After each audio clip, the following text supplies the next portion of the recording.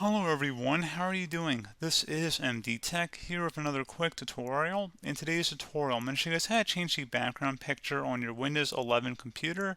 So this should hopefully be a pretty straightforward process here, guys, and without further ado, let's go ahead and jump right into it. So all you have to do is right click on the image you want to change it to and select Set as Desktop Background. Alternatively, you can right click on a blank area of your desktop and select Personalize. At this point, you can go ahead and select a different theme, as well as selecting background from this option down below. And you can go ahead and select one of the sample ones that Windows provides, as well as choosing your own photo. So pretty straightforward process here, guys. And you can also select inside the personalize your background.